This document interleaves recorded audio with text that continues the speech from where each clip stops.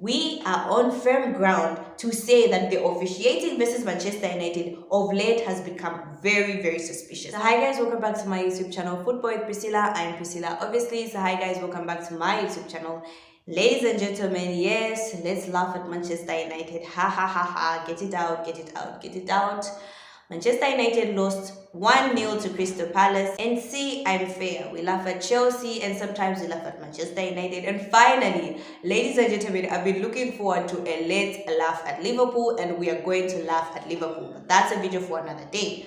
Okay, so today I just want us to talk about the Manchester United versus Crystal Palace game, which was quite something. But before we get into the video for today, make sure you share, like, and subscribe. Make sure you share, like, and subscribe, and turn your notifications on to know when next I post a video. Ladies and gentlemen, I try to be positive. I try to be positive, but today it was just sad. Like, it was just not our day. For some reason today, everything we tried, it was just not our day. So the first point with regards to the Manchester United Crystal Palace game is the fact that we had too many back passes. Like, listen, why was Manchester United playing the ball at the back so much? It was so frustrating for me. We were failing to pass the ball in front, which frustrated me. When you see Amrabat has the ball, the first thing he'll turn, take the ball back. Casemiro, the same.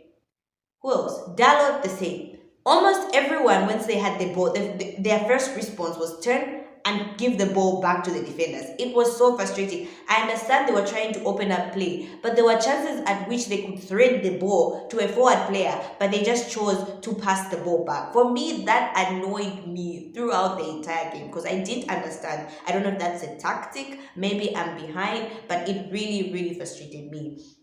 Too many times we took the ball backwards when we could have actually just made a pass forward. Another point that I would like us to talk about with regards to the Manchester United game is this is something I've noticed. Why is it that when Pelestri is playing on the right hand side, we fail to balance our attack?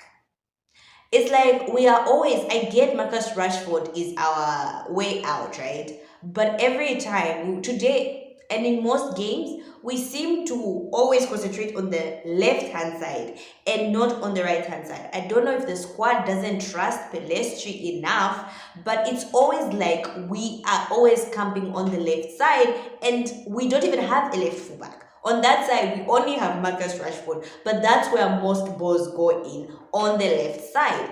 Why we don't utilize the right side, which has a proper winger and a proper right fullback, it's beyond me.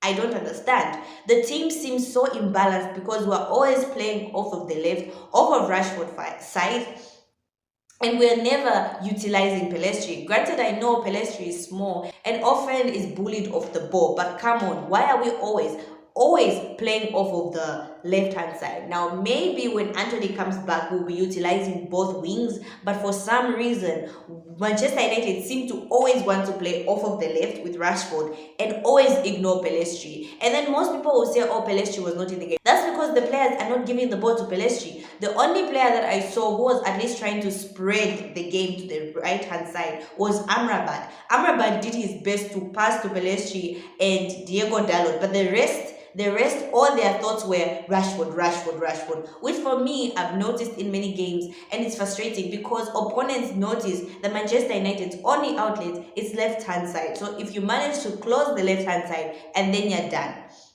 which I think Crystal Palace did very well. The other point that I noticed with regards to the Manchester United game is we were just not clinical enough. Like, we were not clinical enough. We saw with Crystal Palace, listen, they had one chance and they took it. Manchester United had so many chances, of which Rashford, when he decided to pass, we looked threatening. There were times where Rashford was dribbling and going into a dark alley. For heaven's sake, someone tell Marcus Rashford to pass the ball. I look forward to a day when Marcus Rashford can have the whole entire game.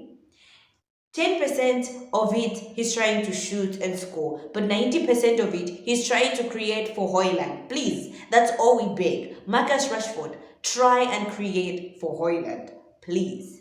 And I was thinking to myself, I know it's not the same Crystal Palace that we beat, I think, on Tuesday. I know this was a different team, more professional, more experienced, but what did Team B do better than Team A?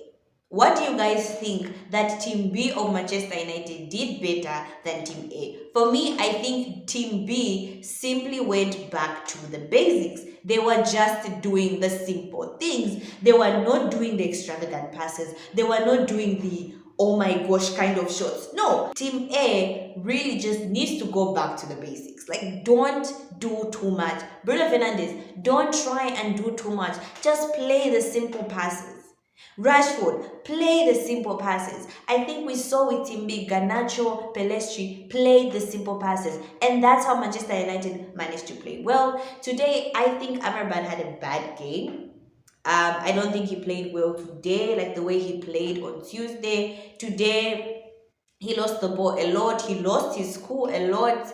So it was a bad game from Amrabat. But for me, I think going forward, we're going to see better from Amrabat. I think we're going to see the best of Amrabat when we are actually a full squad and he's just playing his role as a CDM. I love the partnership of Amrabat and Casemiro on that midfield, but I feel like Amrabat can't fully thrive on the midfield because at the back of his mind, he knows Lindelof is slow on the left-hand side. So he's trying to play on the middle, but also trying to cover Victor Lindelof, who once we meet a winger that's fast, Lindelof will be done. Like, we can't have Lindelof playing as our left fullback, and it's just sad because we have no option. For the goal, I don't blame Onana. A lot of people are like, should the goalkeeper stop? No, no, no. You are not about to come for Onana, okay? I don't think any other keeper would. Maybe some might have managed to get a touch on it, like an Allison, and try to save it,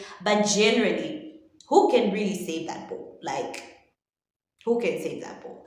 So I don't think Onana is to blame for that goal. I think the defense was to blame that goal. No one really tried to clear the ball, right? Last but not least, can we talk about how so many decisions are going against Manchester United? I know rival fans will be like, oh no, you guys just making noise just because you lost. Manchester United always get the decisions. No, there were so many penalties that were supposed to go our way but were ignored by the referee. So many free kicks. There was that one corner which clearly Garnacho did not put his foot on. It came off of the Crystal Palace player, but for some reason they said, oh no, it's a Crystal Palace ball and not a Manchester United corner. At this point, the referees that are officiating the Manchester United game are very suspicious, because some of the calls that were being made today, even I was like, what?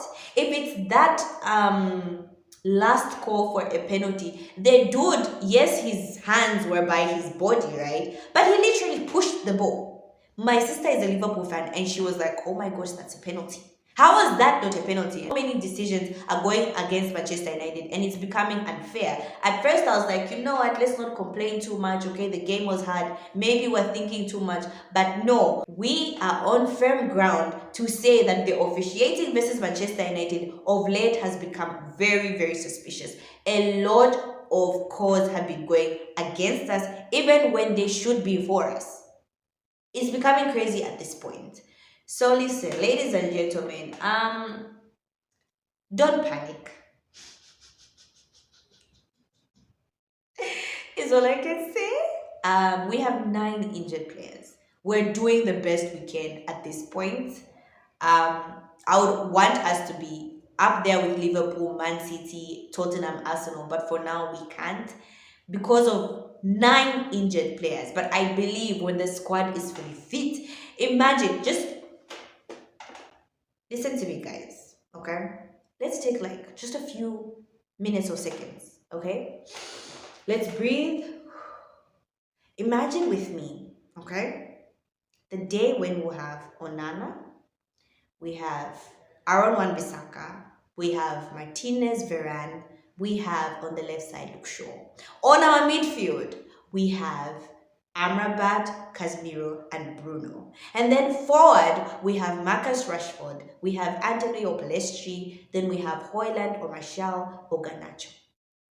Just imagine how amazing our team will be, okay? Just imagine how great Manchester United will be. So those are my thoughts on the game, ladies and gentlemen. And before we go, let's laugh at Liverpool.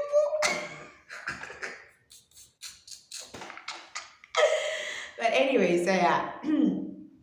So that's all I had for you guys today. Thank you so much, guys, for watching. Make sure you share, like, and subscribe. Make sure you share, like, and subscribe, and turn your notifications on to know when next I post a video.